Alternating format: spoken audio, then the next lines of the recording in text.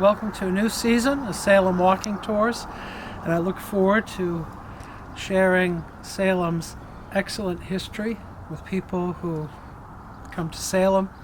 And this is one of my favorite places. This here is the oldest house in Salem on its original footing that has remained a home. It is not simply a museum piece.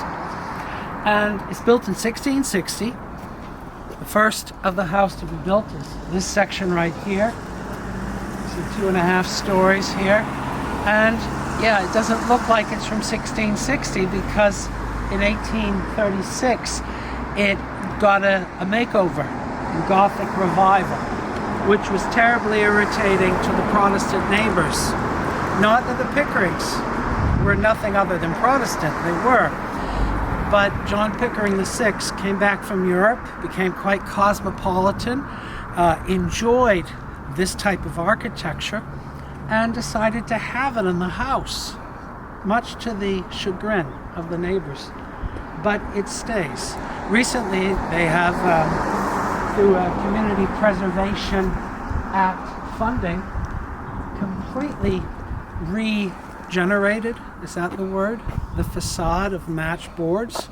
And I'm glad to say that I wrote a letter in support of that, and they got that funding. I'm not responsible. There was quite a few of us that wrote letters, but I'm glad to have been a part of it.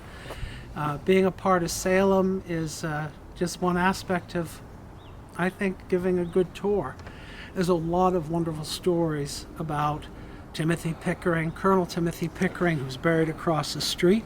He occupied almost every position of the new U.S. government, save a few. He wasn't Secretary of the Treasury, he wasn't President or Vice President, and I think there's another position he wasn't, but he was a senator, a congressman, the head of the Department of War. I know there's a fancy word for that, but this April Day is not coming to me. On my tour, And so the Pickerings had a saying.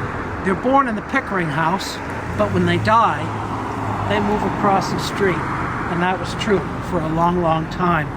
They, after all, lived in the house I introduced you to for 10 generations from the moment it was built in 1660. Salem Walking Tours, I look forward to seeing you.